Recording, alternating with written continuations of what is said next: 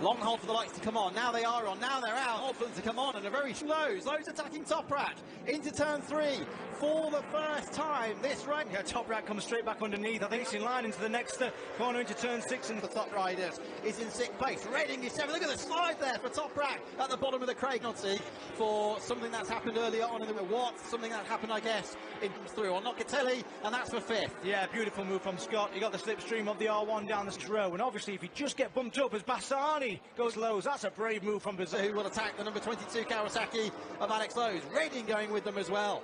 Yeah, about Barcelona the last time out, and Bassani's done the same thing again. I think that's a lot of time into that last corner. Here he comes, though. Yeah, Fittipaldi still in the race. With the 14 laps, that was very, very close there to contact, but the championship leader is through. He takes getting into a bit of a good closing in on Bassani. So well over half a second quicker. Haslam, we're hearing, has just gone off down at turn 1 and rejoined. Bassani looks like he's really setting into a pace, and he's closing. Second, Toprak second. Bassani, like you say, really, really strong so far here this afternoon and on target. It's up, and the new lap record now goes to Toprak as he reduces the lead to 4/10 of 2, as if the checkered flag came out now, and that's unfortunate. Toprak's looking really, really strong now. 40.3. That's only 0.6 of a second slower. Through turn 13, this is where Toprak's the Algarve is Jonathan Ray, but Toprak's won here before on a Yamaha as well, and that was last year. Into there, it looks like you brake really hard before it, but because of the undulation, because if it stays like this, but somehow I don't think it will. Is Jonathan Ray just slowing? But at the minute, Jonathan's a half a second slower than the people behind him, so fingers crossed. Over the crest as it loads up in just a dip there as you come over the crest. But you know how Toprak's like, he is brave. Oh, he did that to him in pre-season testing, and he's forced him off with, I have to say, a very hard pass. Barney James. Yeah, the new SCs. It looks like that Kawasaki is not hooking up out of the corners, and look how the guys are really catching him next. Look at how much compression there is on the front of the R1. That rise Jonathan Ray. Well, he wasn't too far behind, was he? It was a bit closer than I thought it was. But Fogu and Jananju love that. Look at Bautista just finding Scott.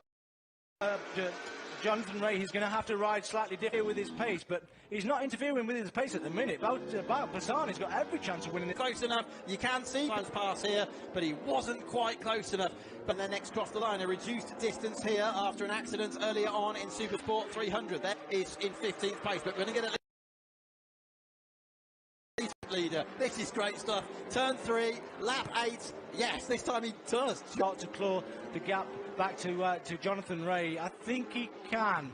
Bassani's just starting to struggle with the pace, and Alex Lowe's is right on the back of him. As that Kawasaki, it's like a bit of a tabletop, the start and finish. You come up one side at the last corner, and then it cheats through 2, and I wouldn't be surprised if he has a side of 3 given half a chance later. Then they were reversed, and after everything, it's the top 3 again in the World Championship to stay in front of the red Ducati. In the top 3 have won here with the teams they could. Michael Ruben Rinaldi in 8th place. Pierre Hayes 9th, and he's under attack as we 2/3 race. The epic between these 3 riders. They've put a show and a half on this year and is battling it out to be the best in the world. Bautista has never been the best in the world here. Knocked out the World Superbike podium. Is this going to be the afternoon? It looks quite likely, doesn't it? As we look, he's taking a wider sweeping line there. What can he do now as we come around the off-camber 14? Ready here. And he couldn't get that Ducati stopped into turn 1, and he had to go wide, letting Jonathan Ray back underneath. Apart from that, it's been pretty clean for Bautista. There obviously was the incident at Magnificent. Secondly, for the Yamaha. Yeah, Toprak won here last year in race 1. So Jonathan knows that that's kind of impossible to defend against, and I think if Bautista 11 Torius so far in 2022. If he is going to corner, but the next one at turn 3, no, he's not able to. Lovely defensive stream on the start and finish straight. The last time round, it was about 4 or 5k. Look at the top left of the screen. What is it now? 1.5. Let's see what Bautista can do now. You know John process now. He knows he cannot finish behind the Ducati. That new SC0 with the stronger construction, not hooking up for him like he wants to. He'll be really frustrated. Degree now. We're into the penultimate tour here. Lap 13 of 14. What's the gap? Again, underneath. Is Alex going to throw it over his nose? This is going to be close into the turn 5.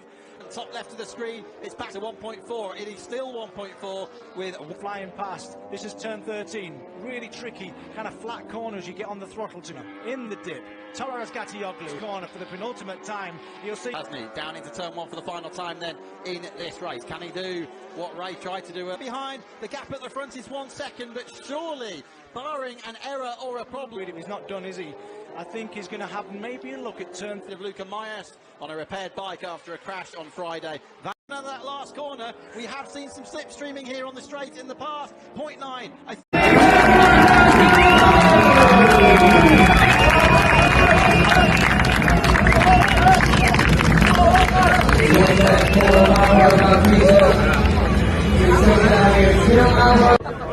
Loses only 5 in the championship fights.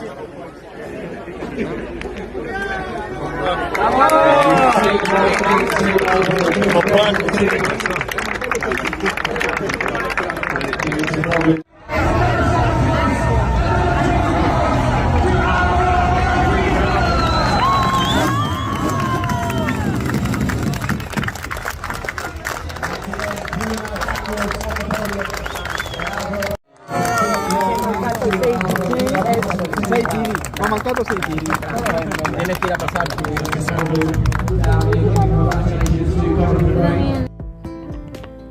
Hasil race 1 WSBK Portugal 2022 yang baru saja dilaksanakan sebanyak 14 lap.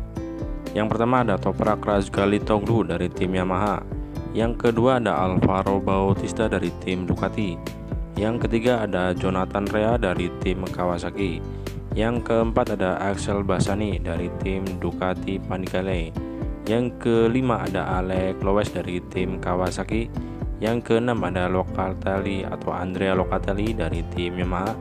Yang ketujuh ada Michael Ruben Rinaldi dari tim Ducati. Yang kedelapan ada Xavi Village dari HRC. Yang kesembilan ada Loris Bas dari tim BMW Motorrad. Yang ke-10 ada Gareth Gerloff dari Yamaha.